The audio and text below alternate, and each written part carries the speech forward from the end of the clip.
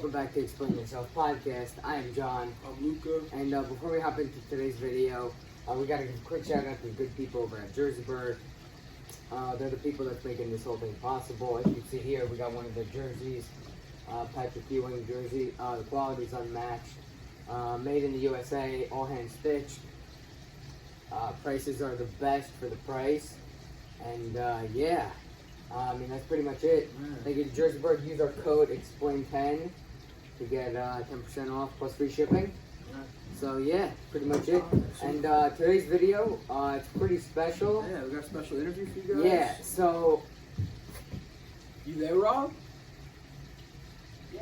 Oh, what's up? Yeah. So, Yeah, we can hear you. so we got... Nope. How you doing, man? I'm pretty good. Thanks for having me on. Yeah. No problem. Yeah. So how is the whole quarantine for you? Are you getting, is it good?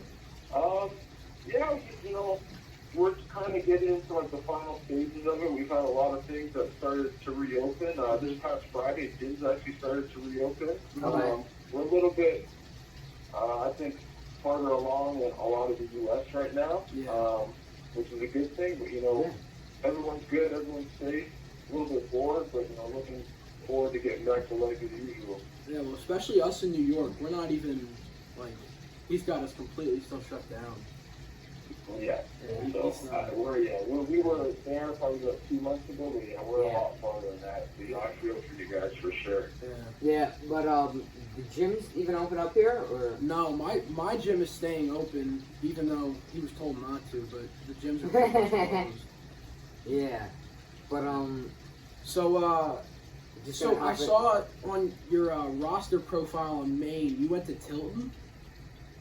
Yeah, so I did 2 years of prep school in the U.S. I did 1 year at Morris Catholic High School in New Jersey, and then I went to Tilton for a year. Oh, nice.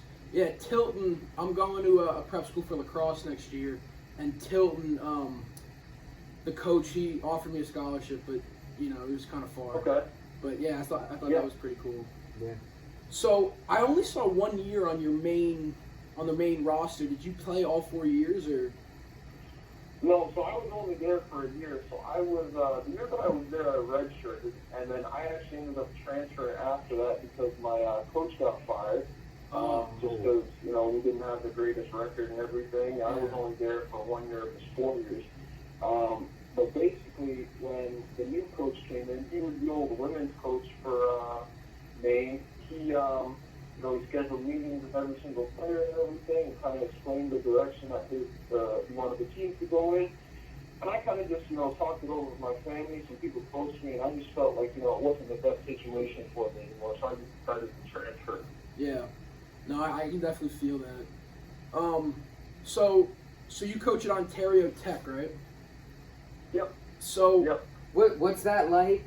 What's the difference between an American basketball and Canadian college basketball? Is there is there a big difference?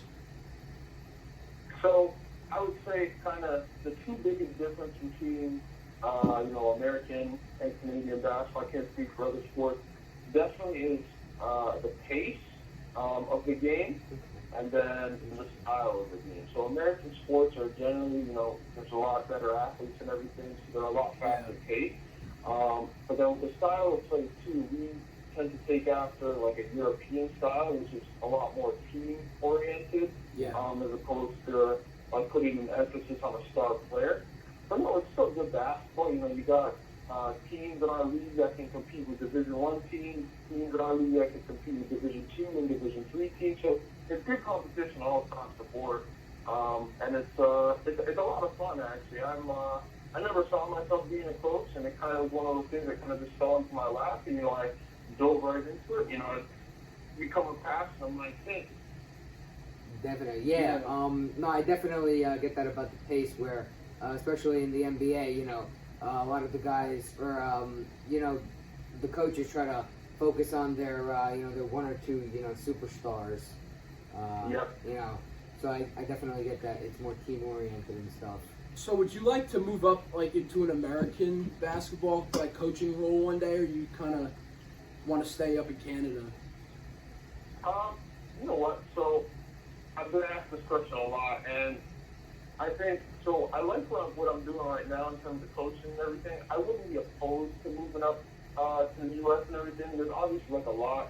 It's actually very difficult for a Canadian coach to end up in the U.S. just because there's visa requirements and everything like that. Oh, yeah. What I ultimately want to get to is, so I'm an assistant coach for Ontario Tech, but my official title is I'm the head of player development. Okay. So essentially that's just like a long, expression for a basketball trainer. Eventually I want to be able to just be my own basketball trainer. I kind of started it and everything, and I've been doing it a lot more consistently. But eventually I want to get to a point where that's kind of like my full-time income, if that makes sense. Oh, that's Yeah, awesome. definitely. Yeah. So is there enough of like a volume of kids in the Ontario area that you can train where that could be your living? Like, is there enough people up there? Say that again. You cut out real quick. Is there enough volume of like young players in the Ontario area that you could be able to train where that could be your like full-time job? Oh yeah, definitely. I mean, it's funny because as I started to kind of post more about it on my Instagram, I've had so many people some days hit me up, ask for training and everything, just on an outdoor court and everything, to a point I've actually had to like turn people back and say, hey, I'm basically booked. So Wow. I think a lot of it has to do with, a lot of Canadians want to play in the U.S. And, as someone that was there and kind of knows what it takes to get there, I think I have a lot of knowledge to share in that regard. So, for sure, yeah, it just really kind of comes down to, like, how proactive you are in finding, people that want to train, people that want to train consistently. But, yeah, there's plenty of opportunity in the basketball training world here. It's actually, I think it's growing at a lot faster rate than a lot of other places, which is, which is great. Yeah, 100%. definitely. That's so.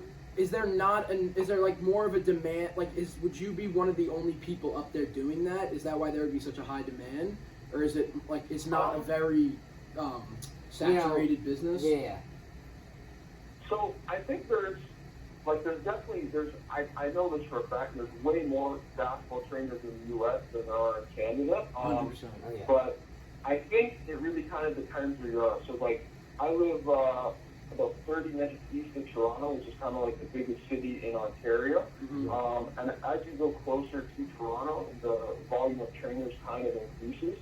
But it's one of those things where, like, you might go to a town or a city in Ontario and there might only be one basketball trainer, as opposed to the U.S. where you go to a town or a city and there's like 10, 15, you know what I mean? Exactly. Yeah, So, definitely. it really kind of just depends where you are. Mm-hmm. Yeah. Yeah, no, definitely. I Location understand. and So, with the recruiting for a Canadian college, do you guys go to the U.S. to recruit, or do you solely stay with Canadian kids? Really? Okay, so I get asked this a lot too. So we, we're open to anyone, right? Just the thing is, like, so Canadian universities, in Ontario, we cannot offer full scholarships. So we offer scholarships based on academics. So if you have an 80% average or above, we can give you $4,500. It doesn't seem like a lot, but Canadian universities are significantly cheaper in terms of, like, tuition, room and board, things like that. So $4,500, should pay for most tuition.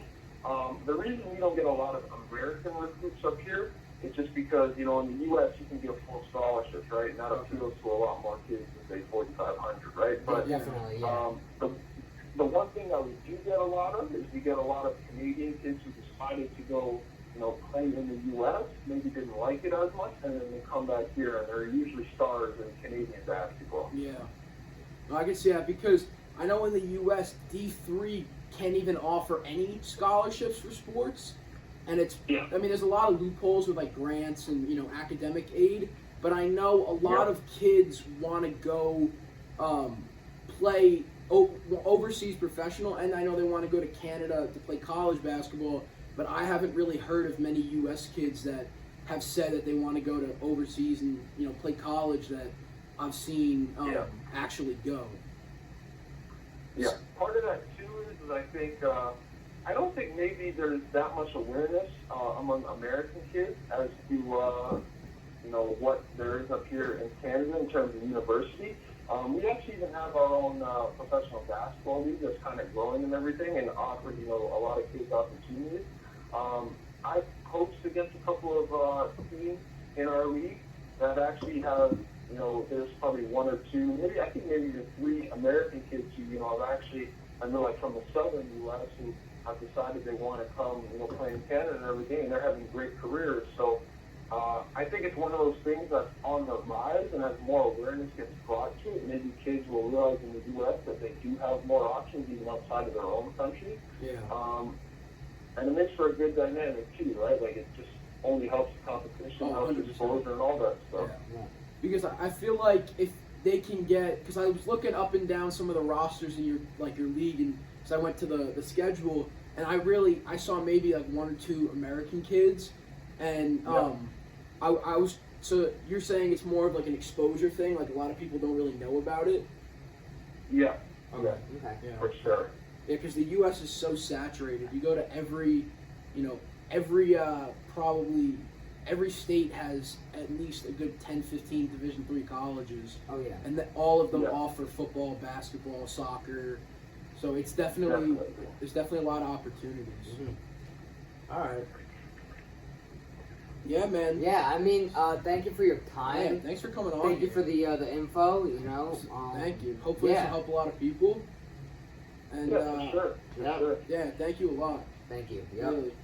No, I appreciate you guys having me on. Yeah, no problem. Thank you for Thank you. coming on. Yep. All right, man. Take care, All right, you Yeah, guys. nice talking to you. Yes. Bye-bye.